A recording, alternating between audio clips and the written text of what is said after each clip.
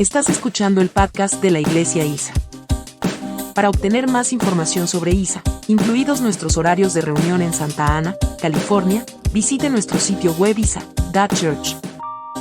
La charla de hoy es con el pastor Mario S. Calderón. Estamos en la serie Factores de Madurez Espiritual. Y esa es la introducción que estábamos haciendo apenas el domingo pasado. Vamos en armonía con el tema de estudio bíblico que estamos teniendo con el hermano Andrés por las mañanas.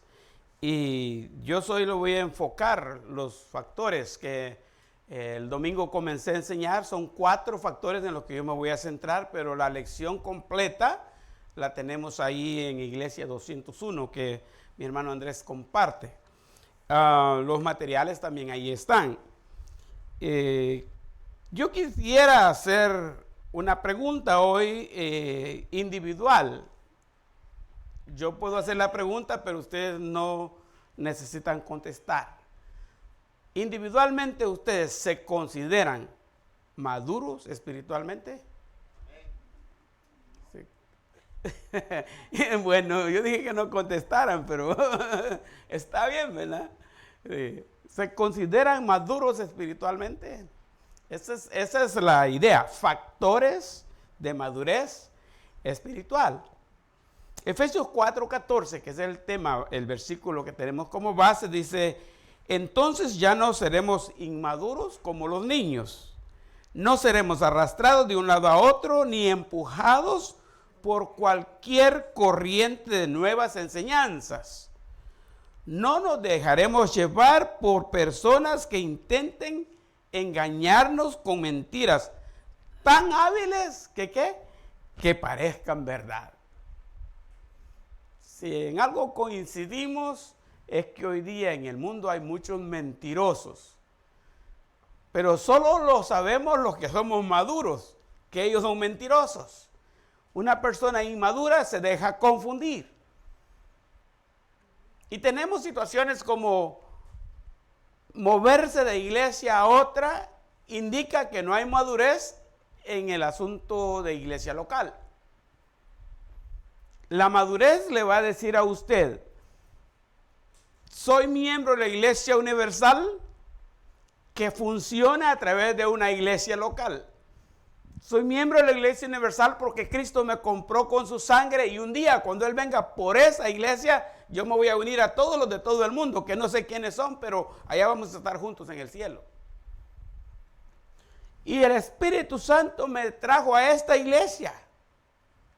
Si Dios podía salvarme en otro lugar, conectarme en otro lugar, en cualquier parte del mundo, pero el Espíritu Santo me trajo a esta iglesia para que me uniera a la membresía de la iglesia y que uniera esfuerzos con la iglesia y que trabajara con la iglesia, porque al final el llamado es hacer buenas obras.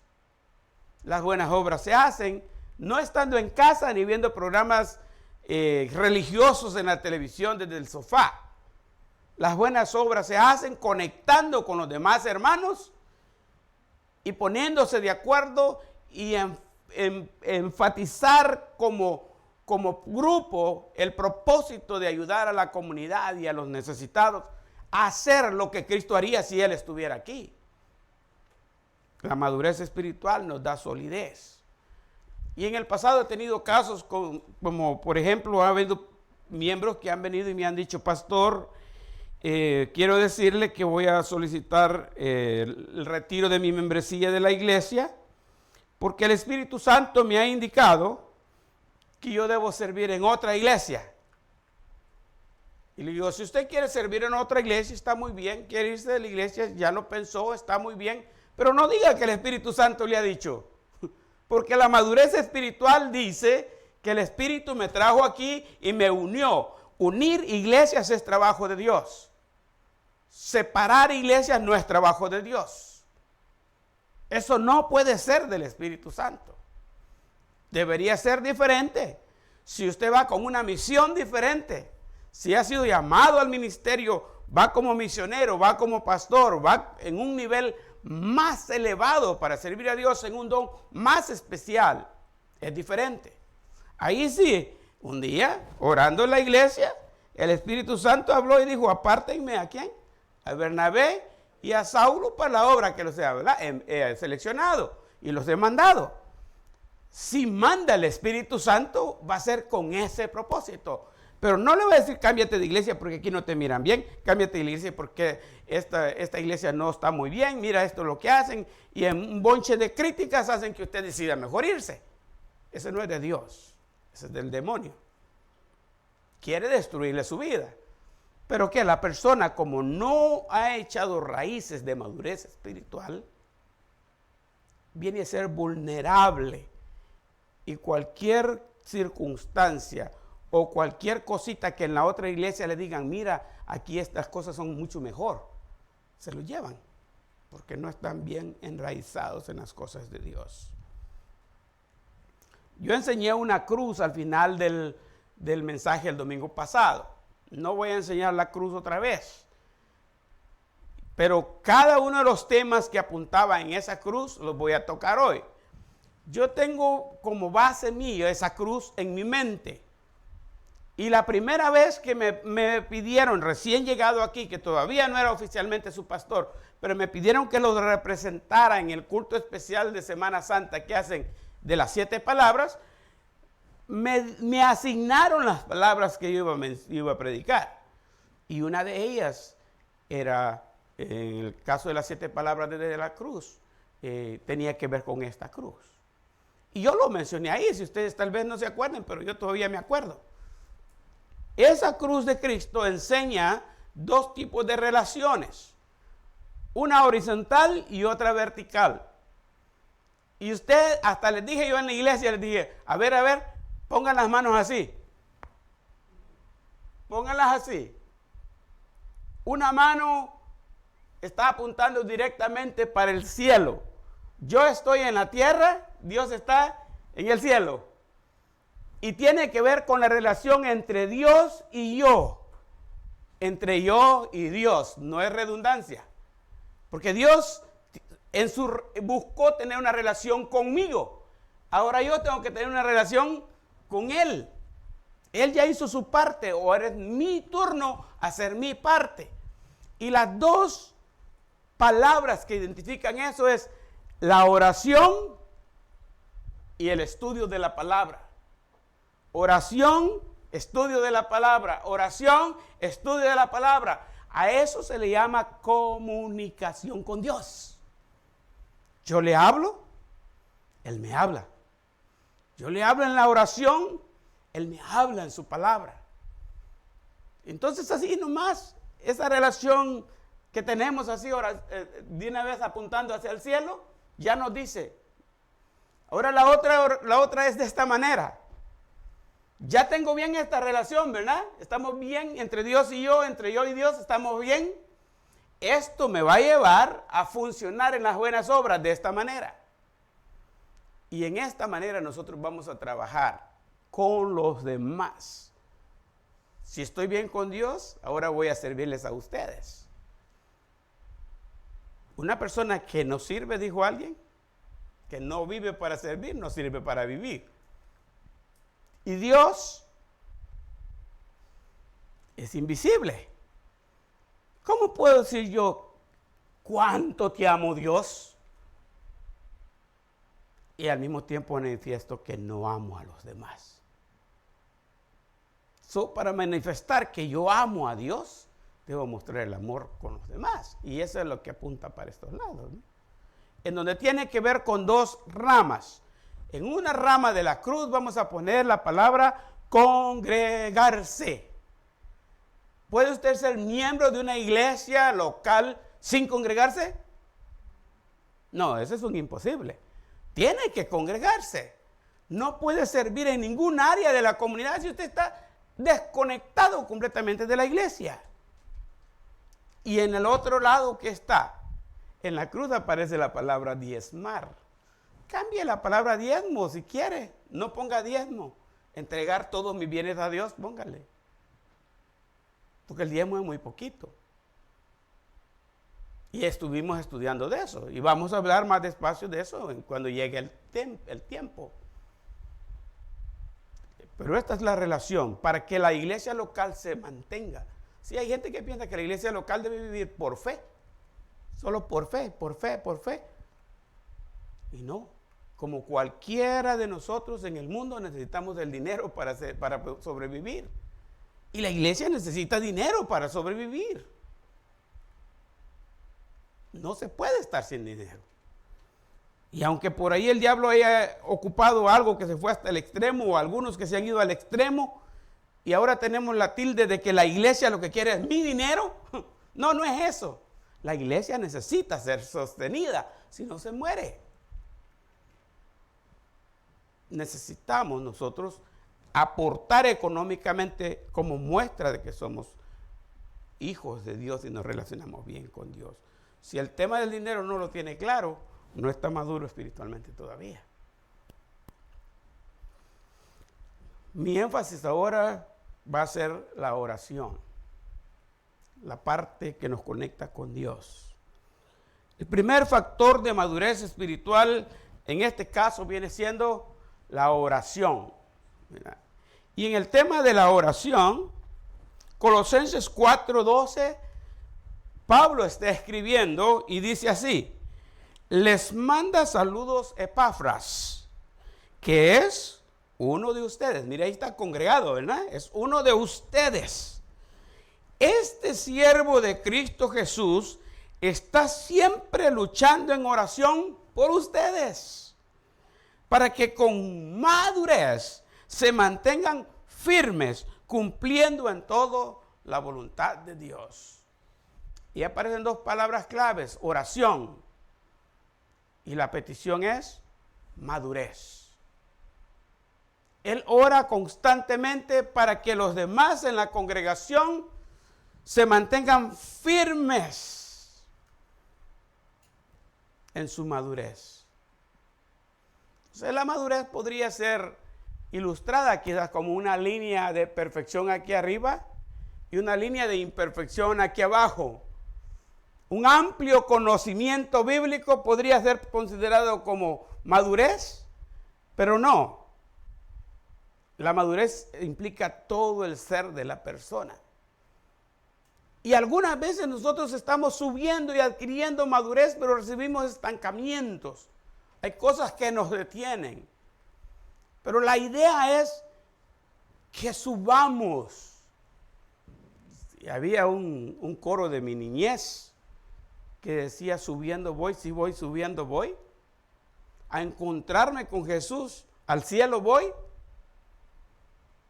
Y eso quiere decir que nosotros nunca debemos bajar.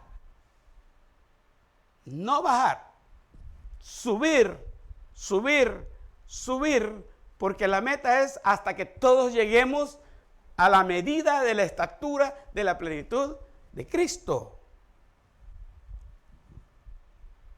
Otro coro decía: subiendo, subiendo, subiendo y no bajando. Y muchos de esos son verdades que ilustran cómo es nuestra vida. De repente tenemos grandes altos y bajos. Solo dos cosas voy a enfatizar de la oración, porque yo sé que ustedes conocen ese tema muy bien. Y voy a servirles como un recordatorio, tal vez voy a refrescar la mente, porque yo estoy seguro que ustedes, todos los que están aquí presentes y los que están por ahí en las redes sociales, ya saben el tema de la oración. Quizá hay algunos niveles en donde usted no ha participado en la oración. Una vez una hermanita que tenía mucho tiempo en la iglesia, muchos años de ser cristiano, y le dije yo: hermana, ¿quiere despedirnos en oración para ponerla en el boletín? En el tiempo cuando todo iba en un boletín, ¿no? Ay, pastor, yo nunca he orado en público. ¿Pero cómo? Si tiene tantos años. Sí, pero nunca he orado en público, pastor. De verdad me siento mal para orar en público. Pues hay que comenzar, hermana. La primera parte que para mí es clave en la oración, bueno, tengo que explicarle, ya lo he dicho antes, ¿verdad? El hablar con Dios es orar. Y yo, ¿cómo está, hermano Calderón?, le digo a mi papá cuando le llamo. Él casi siempre cuando contesta el teléfono me dice: hoy. Y le digo: hermano Calderón, ¿cómo está? Por aquí, hermano Mario, me dice él también, ¿verdad? O si no, yo le digo, mire papá, aquí estoy en la otra punta. Ah, pues yo también en la otra, me dice él, ¿verdad? Así hablamos con mi papá. Entonces yo vengo y hablo con Dios como mi papá. Aunque hablamos con Alex, que eso hoy está muy complicado, porque cuando yo digo que Dios es mi padre, algunos no entienden esa parte, porque han tenido tan malas experiencias con los padres físicos de ellos, que lo menos que quieren es tener a Dios como su padre. Porque en la palabra padre ellos la asocian con el maleante que tuvieron como padre en la tierra. Ese que los abandonó o ese que anda haciendo las cosas mal. Entonces usted no quiere tener a Dios como su padre si esa es la condición suya, ¿no? Pero yo voy a hablar con Dios. Y no necesito de mucha preparación para hablar con Dios. Dios, aquí vengo, mira esto que me está pasando aquí. Como hablo con cualquier persona, yo puedo hablar con Dios. Pero es importante saber que yo soy material conectándome con el Dios inmaterial. Y que mi vida está contaminada por el pecado. La inmundicia del mundo está alrededor de mí y algunas veces hasta se me mete a mí. ¿Y cómo puedo yo, inmundo, relacionarme con un Dios santo, santo, santo? Es difícil. La gracia de Dios lo hace posible. Pero por eso creo que es importante de vez en cuando analizar lo que yo llamo la teología en la oración. Sí, cuando se estudia teología, se estudia de diferentes materias. Teología simplemente teología quiere decir el estudio de Dios. Es simple. Y entonces cuando decimos que vamos a hablar con Dios, para que no parezca redundante, cuando decimos vamos a hablar con Dios, tenemos que saber cuál es esa teología que nos enseña la palabra acerca de la oración. Entonces, en la oración, vamos a hacer este punto que tiene que ver con hablarle a Dios. Es comunicarse con Dios, ¿no? Y para hablarle a Dios, yo traje este cuadrito ahí, con estas líneas, para delinearme un poquitito en lo que quiero mencionar y enfatizar en cuanto a hablar a Dios se refiere. Primero, hablarle a Dios es imposible, ¿por qué? Por el pecado. El pecado no permite, es una nube, es un techo que está entre Dios y yo, el pecado. Y por más que yo diga, Señor, ayúdame, Señor, te necesito, Señor, sáname, Señor, aquí, Señor, allá, todo lo que yo pida sube y topa en el techo del pecado o en la nube del pecado y rebota de nuevo para la tierra. No llega hasta Dios porque el pecado no permite que nuestra oración llegue a Dios. Segundo, le hablamos porque Él nos ha hablado. Si quien tomó y quien toma siempre la iniciativa es Dios. Si quien le dijo a Dios, mira, aprovecha ahorita que está vivo Moisés y díctale 5 libros para que los escriba ahí en algo que en el futuro se va a llamar Biblia. Y después al otro, y después al otro, y después al otro. Y después que ya la iglesia estaba en función, después de los 100 años, los 300, 400, que Dios le dijera, vaya, pónganse de acuerdo todos ustedes, pongan esos libros juntos, canonícenlos y esa es la Biblia. Ya les hablé a todos. ¿Sí? Dios desde un principio tenía su plan. Y ese plan era a revelarse a nosotros. Y fue, según iba pasando la historia de la humanidad, fue escribiendo todo eso en un libro o en varios libros. La palabra Biblia, ¿sabe qué significa Biblia? Biblia es de latín, biblos. Y biblos quiere decir libros. Libros, o más bien algunos lo definen como conjunto de libros. Si agarra usted y dice, esta es la Biblia. Sí, estos son los libros de la Biblia. No solo es un libro. La Biblia evangélica o protestante considera 66 libros. No incluye los deuterocanónicos. Con los deuterocanónicos pueden ser más. Pero es un conjunto de libros. Es una biblioteca la que usted anda ahí en ese libro. Son 66 libros que están ahí guardados. 39 en el Antiguo Testamento, 27 en el Nuevo Testamento. Ese libro es el medio por el cual Dios nos habló a nosotros y reveló su plan. Sí, cuando pasó lo del diluvio, nosotros podemos centrarnos en la historia del diluvio y se murió el mundo y se murió, ¿va? Y vivió Noé y su familia y ya. ¿Eso era todo lo del diluvio? No. En esa historia del diluvio, que está ahí en Génesis 6, lo que Dios estaba enseñando es que el mundo debería ser destruido completamente por consecuencia del pecado y que el arca era el único medio de salvación. Y el arca apuntaba ¿a quién? A Jesucristo. Y Noé pasó predicando y predicando. La historia dice que predicó por 120 años, no que por 120 años, que duró 120 años construyendo el arca. Pero él era un predicador del amor de Dios, que estaba proveyendo el arca, que nadie sabía quién era el arca, pero ahí está el arca para que se salven. Ahí está el plan salvífico de Dios revelado. En cada evento del Antiguo Testamento, ahí está Cristo, ahí está Dios, y ahí está su gracia siendo enseñada, siendo mostrada. Él se revela a la humanidad. No ha habido ninguna generación que no se haya revelado. Dios ha hablado a todos. Sigue hablando ahora. Le hablamos a Él porque Él primero nos habló a nosotros. Tercero, le hablamos porque Él nos sigue hablando ahora. Él sigue dirigiéndonos ahora. Pregúntele a los valientes que están ahí estudiando el libro de experiencia con Dios ahí arriba en el cuarto, ¿verdad?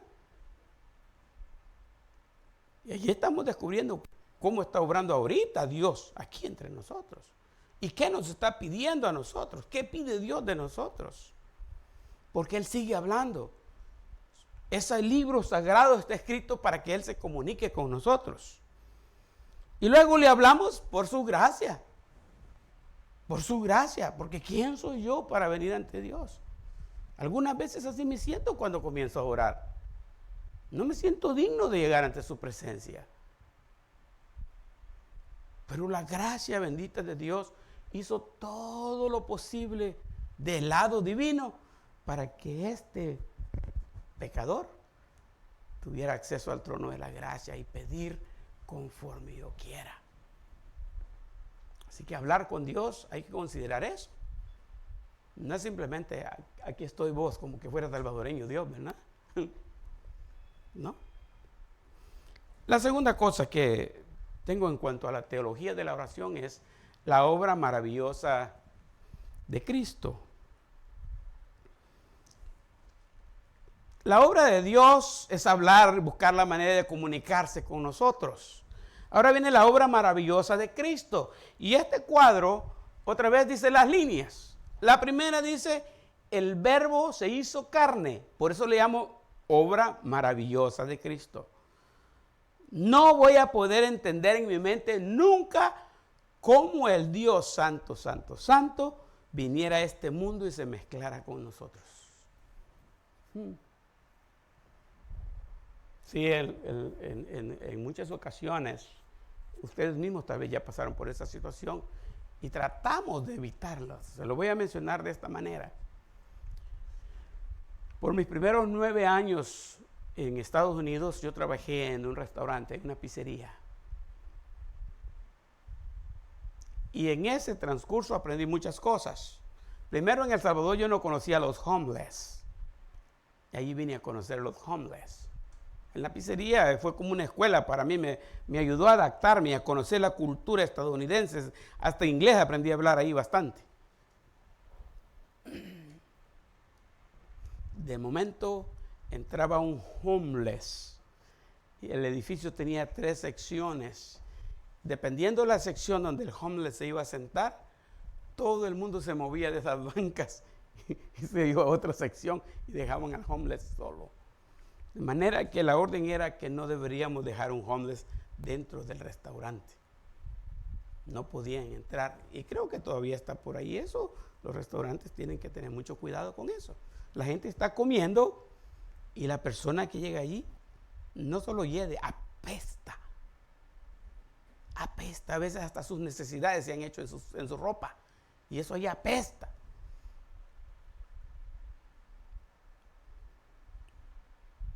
Isaías dice que nosotros somos como gusanos. Dice que somos como trapos de inmundicia. Que nuestras iniquidades han ofendido grandemente a Dios. Y así como a nosotros nos cuesta relacionarnos con gente que también tienen un alma que salvar y nos cuesta entender esa situación, piense, Jesucristo tiene que dejar su trono de gloria, su majestad, ese lugar perfecto, precioso, dejar de ser Él, entregarse a sí mismo, se despojó a sí mismo y se vino a ser semejante a los hombres inmundos y habitó entre nosotros, eso dice Juan, y aquel verbo fue hecho carne y habitó entre nosotros. Eso es maravilloso, que la divinidad se mezcle con la humanidad. Pero no se quedó ahí, murió para redimirnos del pecado. En Hechos 2, del 42 en adelante, se remarcan ciertos actos que Cristo hizo. Un versículo dice, a este, entregado por el determinado y ampliado conocimiento de Dios, Cristo fue entregado. Hágase una idea usted más o menos así humanamente, no la crea porque no es cierto, pero hágase la idea, una escena cinematográfica. Dios está en el cielo, santo, santo, santo. El hombre está en la tierra, súper perdido, condenado al infierno. No puede haber relación. Y Dios dice, pero tiene que haber un medio para que yo muestre mi amor por ellos. Y comenzó a buscar entre todo el universo creado, todas las galaxias existentes, por todos los rincones de lo que Él mismo creó, la manera de que el hombre fuera salvo y que recibiera el perdón y la redención. Y no encontró a nadie. Hasta que dijo, no hay de otra.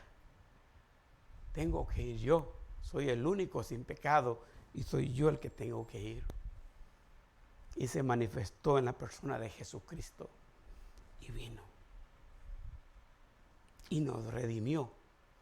Y a estas alturas ustedes ya deberían saber lo que la palabra redención implica. Redimir. Agorazo, hexagorazo y lutro son las palabras que aparecen en la Biblia para definir la palabra redención. Agorazo es a comprar en el mercado de esclavos. Siendo esclavos, Cristo fue y nos compró. Pagó el precio muriendo en la cruz para que yo ya no fuera esclavo del pecado.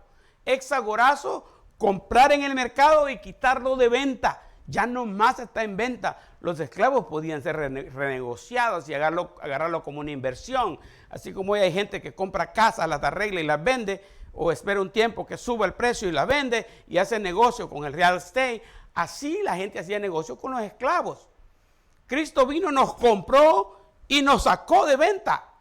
Para que no haya el riesgo que don demonio vaya a aparecer otra vez, o don Sata, como ustedes le llamen, aparezca de nuevo y le diga, pues tú me diste esto, pero yo te doy más. Ya le ganas a Mario. Regrésamelo. No hay manera. Mario ya no está en venta. Cristo me compró en el mercado y me quitó de venta. Ahora le pertenezco solo a Él, a nadie más.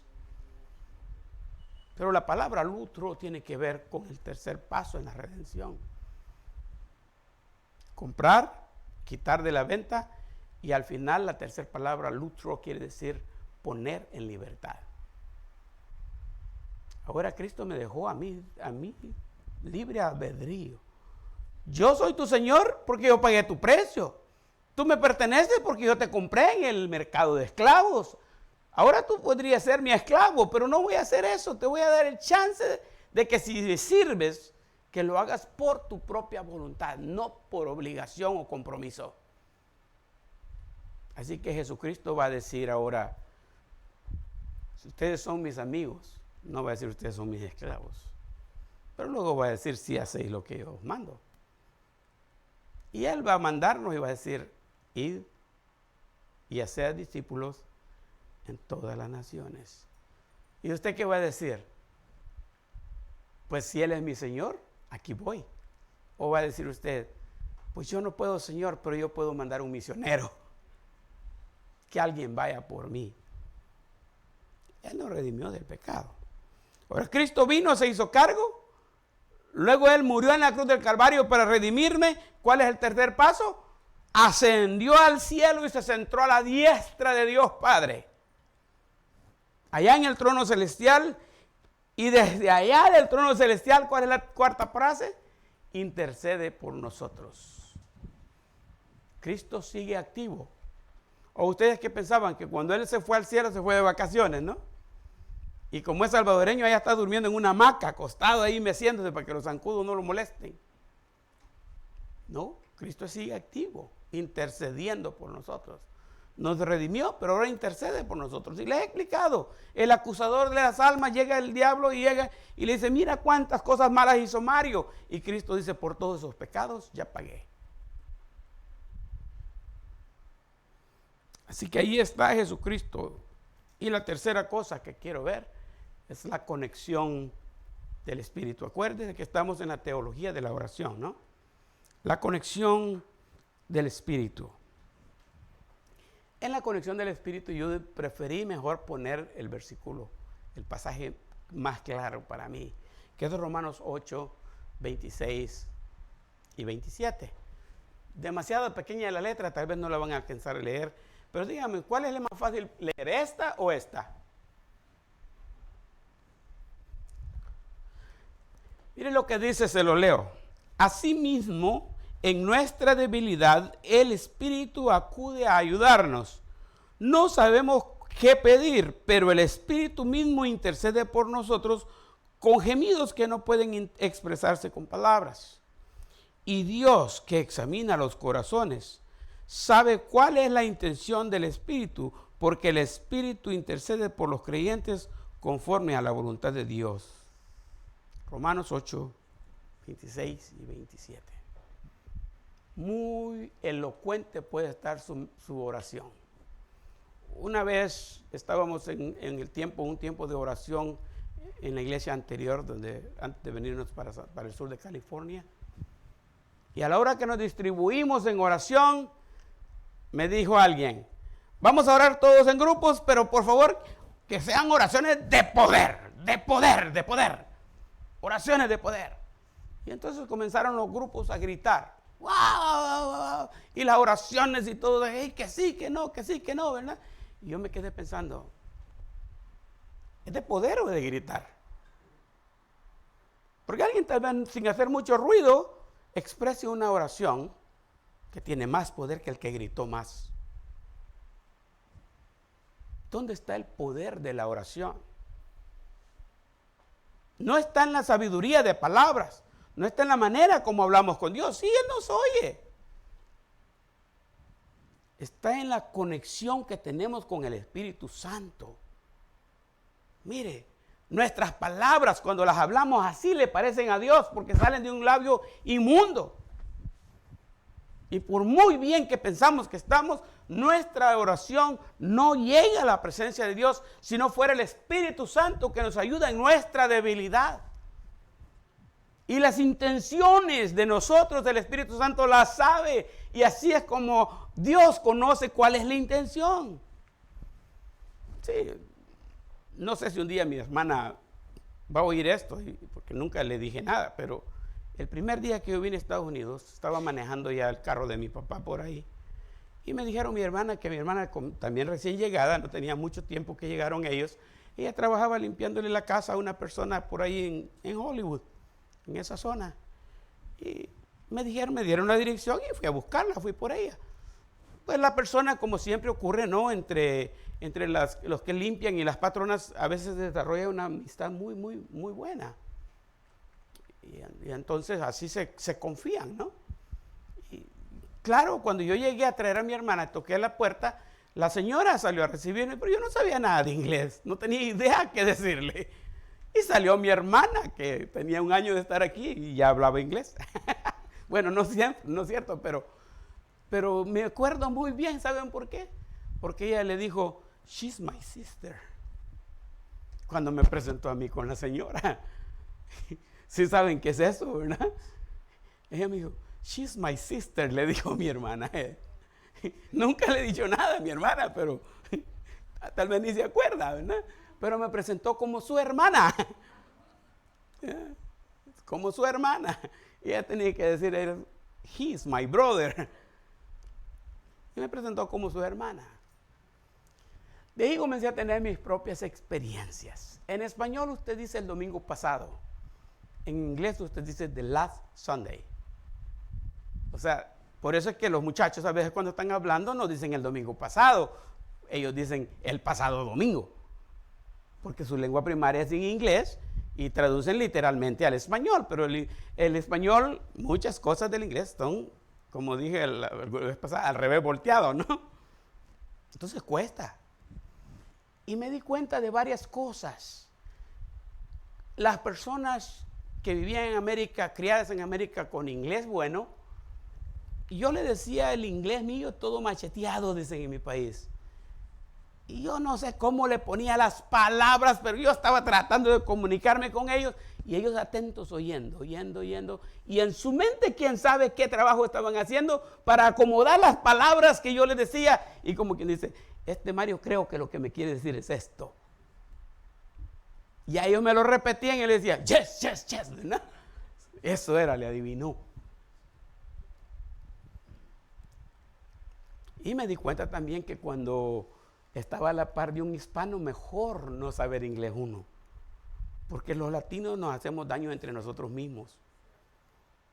Y lo primero que hacían era burlarse de la manera que yo hablaba inglés. Entonces me llevaba a intimidarme al grado de que mejor no hable inglés, ¿no?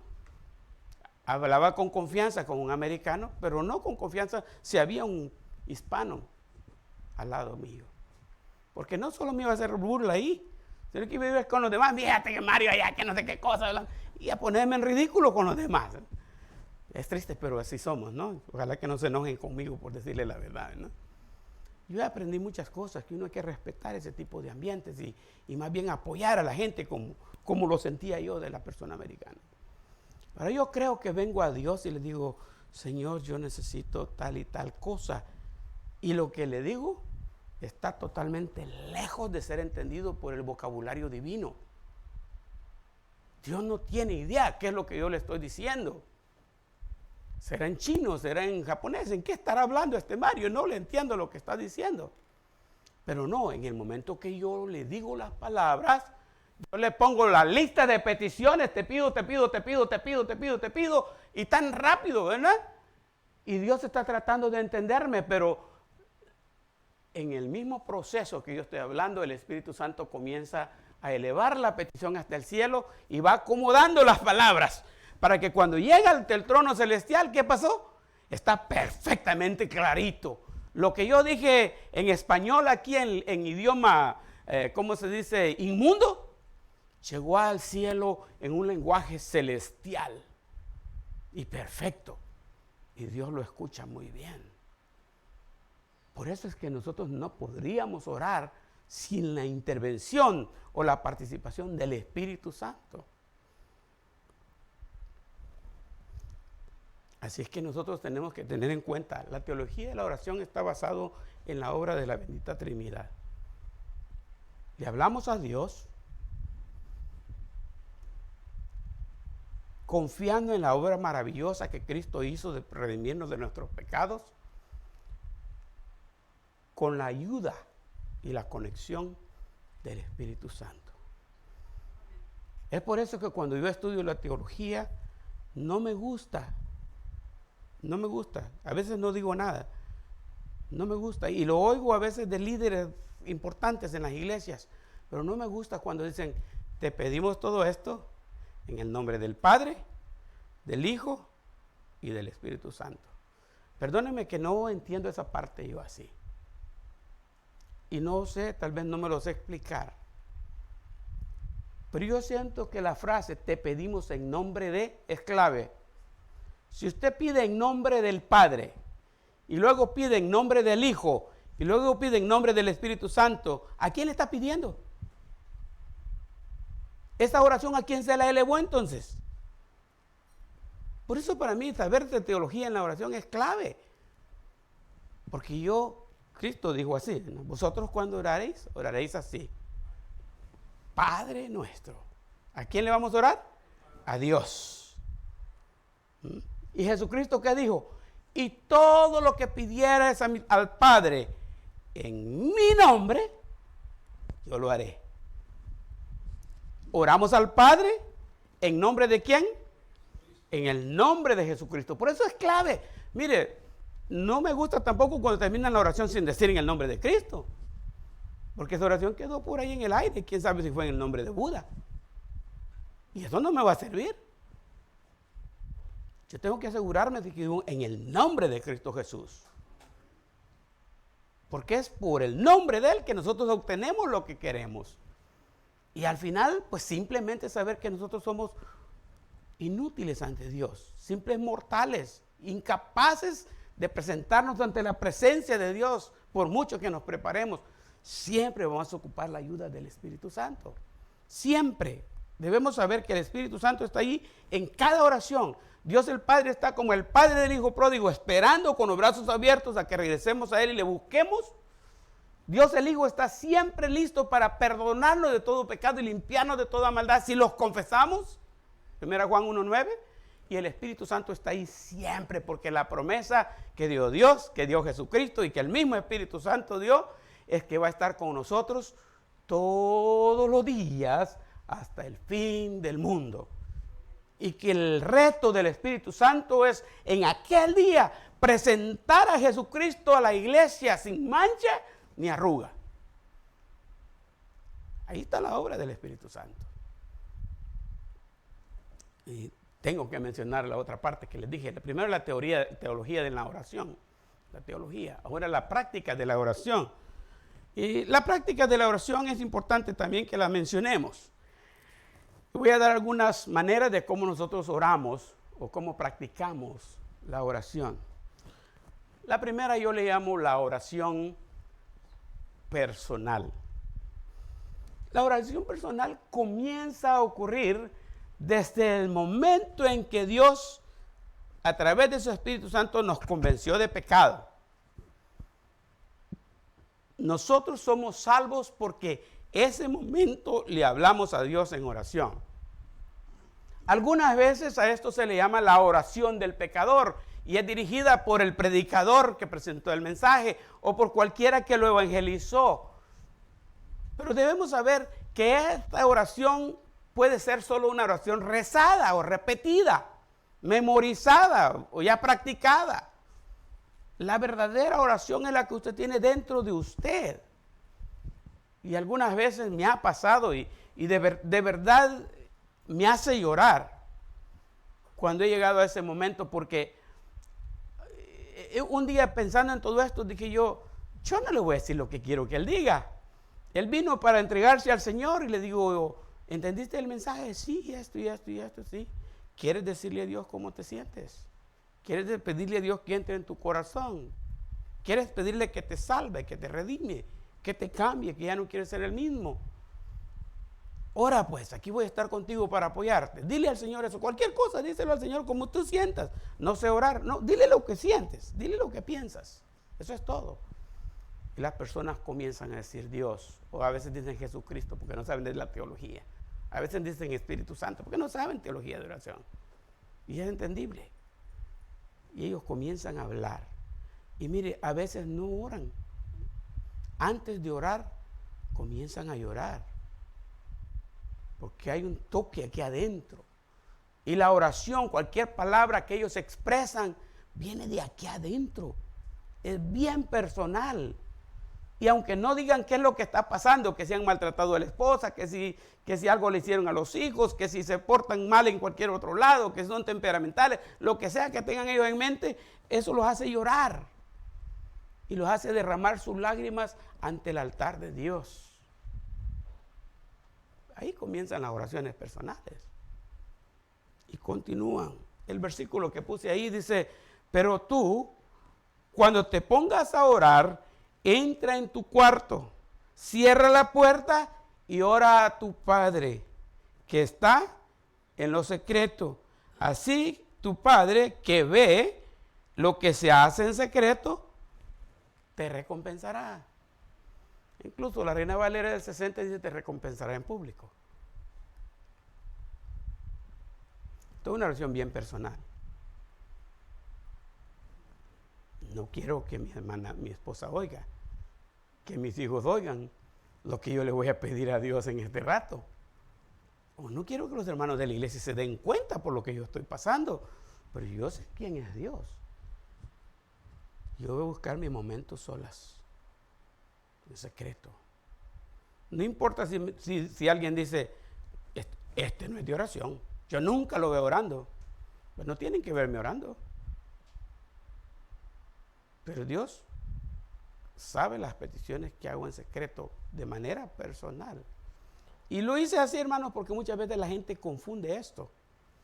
Porque en otra ocasión que le dije a una hermana que orara, era hermana otra vez, porque ustedes saben que en las iglesias hay más hermanas que varones, ¿no? Más hermanas que hermanos. Pero otra hermana le dije también que orara en público y me dijo, no. Y me citó este versículo. Yo solo oro con la puerta cerrada. Ese también es del otro extremo, ¿no? Por eso que a veces es necesario clarificar el asunto, ¿no? La manera como practicamos la oración es clave. La segunda es la oración congregacional. Y en la oración congregacional yo usé este versículo de Santiago 5:16. Dice, por eso, confiésense unos a otros sus pecados y oren unos por otros para que sean sanados. La oración del justo es poderosa y eficaz. Me gusta la traducción porque la otra dice al revés. La oración eficaz del justo puede mucho. De que esto lo eficaz lo tiene al final, ¿no? La oración del justo es poderosa y eficaz. También es interesante considerar este versículo porque yo soy crítico. Me gusta decir crítico, pero no criticón, ¿verdad? Yo soy crítico en algunos puntos. Y uno de los puntos en lo que yo soy crítico es que nuestras oraciones solo están centrados en esta frase que sean sanados. Aquel está enfermo, el otro tiene esta enfermedad, el otro tiene esta enfermedad. Y llenamos la lista de peticiones de puros enfermos. Y oramos tanto por los enfermos que no hay chance de orar por nada más. Como que lo que más nos interesa es que físicamente seamos sanados. ¿Y ustedes qué creen? Por más que oremos, un día nos vamos a morir. Y por más milagros que Dios haga, me curo de esto, me curo del otro, y por eso yo sé que me va a curar. Un día no lo va a curar, porque de algo se va a morir. De algo se va a morir, ¿verdad? Y si Dios quiere que de esto, pues de esto. Pero el contexto, si se fijan bien del versículo, por eso que confiénsense unos a otros, ¿qué? No está hablando de enfermedades, ¿verdad? ¿O qué enfermedad está hablando? Es una enfermedad de pecado. Y oren unos por otros para que sean, ¿qué? No físicamente, sino espiritualmente. Espiritualmente. Esta oración es congregacional. La clave está en esa frase, unos a otros. En uno de los estudios, de tantos estudios que Rick Warren ha escrito y propagado con videos y con todo, dice que la frase unos a otros, unos por otros, unos con otros, en la Biblia se repite 58 veces. Unos con otros, unos a otros. ¿Qué dice eso de la importancia de estar todos conectados, todos juntos? Si ocurre una emergencia, yo quiero saberlo, porque yo quiero orar. Y ese día, cuando entro en mi cuarto o cuando oro en secreto, voy a incluir esa oración. Pero lo importante es que aquí en la iglesia oremos todos juntos. Y para eso existe el martes, planificado el día martes, para que oremos unos por otros. Tenemos que estar orando. Y si no oramos, no somos sanados espiritualmente y estamos patinando ahí, patinando en el fango y no salimos. ¿Por qué? Porque no oramos. Que hay que compartir las oraciones unos con otros y unos por otros. Pues las oraciones físicas hay que orar, ¿no? El mismo pasaje de Santiago nos va a decir que llame a los ancianos y que oren por el enfermo. En el mismo capítulo. Sin embargo, tenemos que considerar que hay muchas otras cosas mucho más serias que morir físicamente. Su oración personal, ahora está la oración congregacional. ¿Cuál oración viene ahora? La oración tradicional. Esta oración tradicional quisiera decir que está basada en Deuteronomio 6, cuando dice, y estas palabras que yo te mando las repetirás a tus hijos en la mañana cuando te levantes y en el camino y en todos lados, pero no es igual. La oración tradicional al despertar, al más abrir los ojos, gracias a Dios por permitirme abrir los ojos de un nuevo día, a un nuevo día. Sí, recién casado con mi esposa me contó ella de una prima de ella, que se acostó a dormir en la noche con su esposo y su baby por ahí en medio de los dos. En la mañanita el baby estaba llore y llore y llore y ella no le daba su pecho. Y el esposo, después de tanto, le interesó que no se despertaba y la prima de mi esposa había fallecido. Se acostó a dormir y no pudo ver la luz de un nuevo día. Se fue con el Señor esa noche. Y Santiago nos va a decir, hay de ustedes que hacen planes, ¿verdad? Que mañana voy a hacer esto, mañana lo otro, para dónde voy a... Ya tienen el horario, el itinerario planeado para toda la vida. Y no consideran que de un momento a otro, ¡pum! Ahí está, ya no estaba. Estas oraciones tradicionales se hacen al despertar. Tradicionalmente se hace al comer, pero es una práctica que ya se quedó. Al salir de la casa, al llegar a la casa, en la liturgia del culto o en el culto de oración. ¿Saben? La oración tradicional puede ser en cierta manera buena, pero en cierta manera también mala. Porque puede llegar a ser una mala práctica. Orar solo por orar.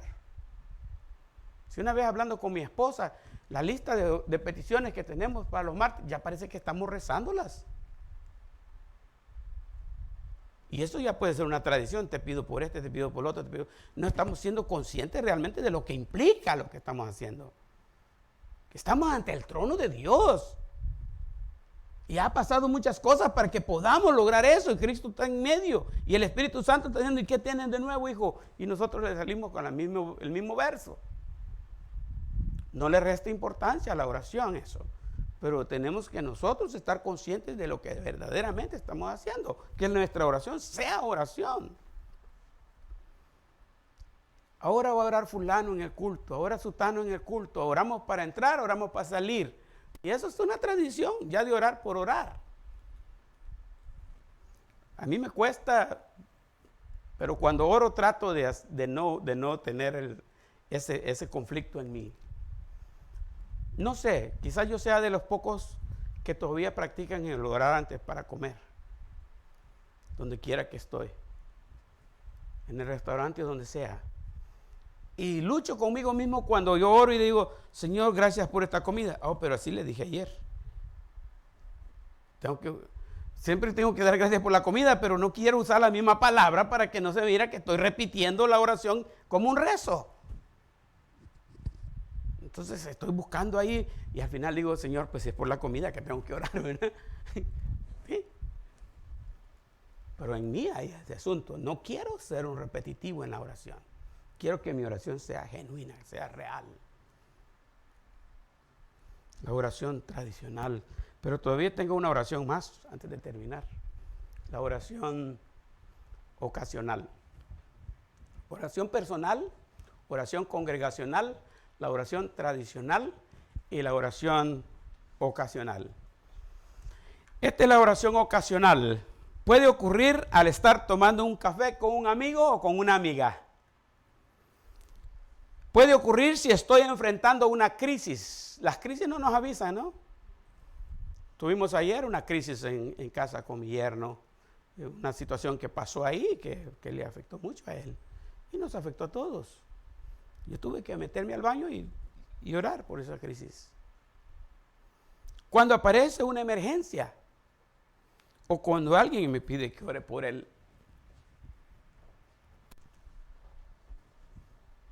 Y tengo experiencias. Una persona que prácticamente fue sacada de una cueva donde vivía como homeless. Comenzó a visitarnos en los estudios bíblicos del día viernes y llegaba al estudio cabal cuando iba a comenzar y se desaparecía, no hablaba con nadie. Llegaba y se iba, llegaba y se iba. Y no se vestía tan normal.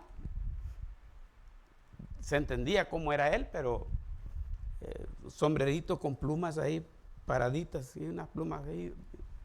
No sé qué está pasando en la mente de él, pero ahí está en el estudio y estaba atento y ponía y hacía preguntas con filo, de esas que de verdad uno tiene que estar listo para contestarlas. Y se desaparecía, ¿no? Un día le dije, ¿le gustaría tomar un café conmigo en el Starbucks? Se me quedó viendo. Me gustaría, ¿me? Y fuimos al Starbucks a tomar un café en la fecha indicada y fuimos, oramos ahí.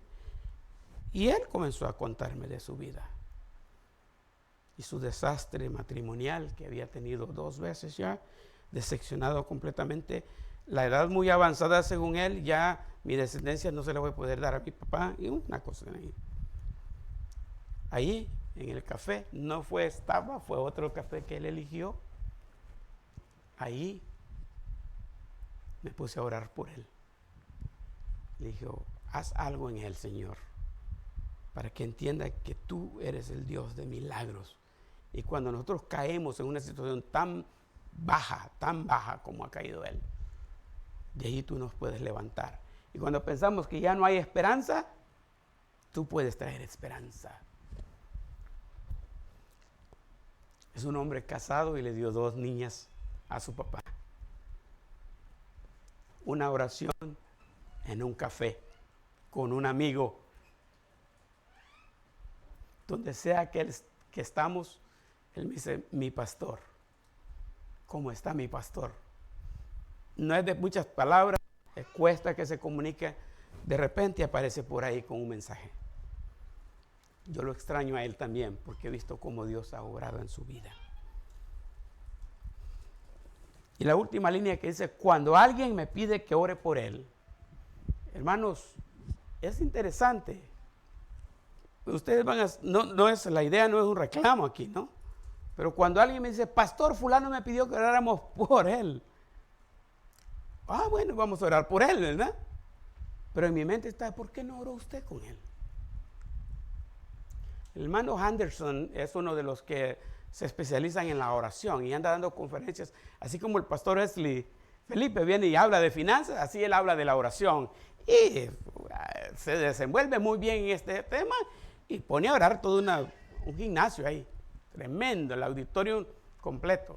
Y he estado con él un par de veces y tocó este punto una vez y dijo, usted va caminando por el pasillo de la iglesia, se encuentra con alguien, quizás usted va para el baño o la persona viene del baño, no sé qué está pasando, pero van en el pasillo se encuentra y lo encuentra y dice, ay, necesito que oren por mí. Usted no diga, espérese, ahorita le llamo al pastor. Usted no diga, ahorita lo voy a anotar en este libro y el martes oramos por usted. Allí donde la persona le pidió, allí ore por él. Aquí hay mucho ruido, que este no es el lugar. No importa, allí ore por esa persona. En el momento ore por esa persona. Madurez espiritual, usted está capacitado para hablar con Dios. En el momento de la necesidad, allí mismo hay que orar por las personas. Entonces, cerramos, ¿verdad? La oración, la práctica de la oración, la vamos a cerrar con esta. 4 áreas. La oración personal, la oración congregacional, la oración tradicional y la oración ocasional. Efesios 6, 18 dice, orad sin cesar. También dice, dad gracias por todo. Así que es importante que consideremos esta práctica todo el tiempo, constantemente, donde quiera que estemos y como estemos. Nuestro reto de hoy, ¿cuál es? ¿Y usted ya oró hoy? ¿Usted ya oró hoy? Ese es el reto. Nos ponemos de pie, hermanos, y terminamos. ¿Cómo vamos a terminar? Y esta es una oración personal, congregacional, tradicional u ocasional. ¿Ah? ¿Será tradicional? Porque nos despedimos siempre tradicionalmente con una oración. Entonces, esta oración no tiene que ser tradicional, ¿verdad? Tiene que ser una buena oración expresada a Dios. ¿Quieren que ore por ustedes? A mí me gustaría que mejor oren ustedes por mí. ¿Qué les parece si cada uno de nosotros terminamos haciéndole una oración a Dios y dándole gracias por lo que Él ha hecho este día? Nos ha hablado. ¿Cómo hablar con Él? Él nos ha estado diciendo, ¿verdad?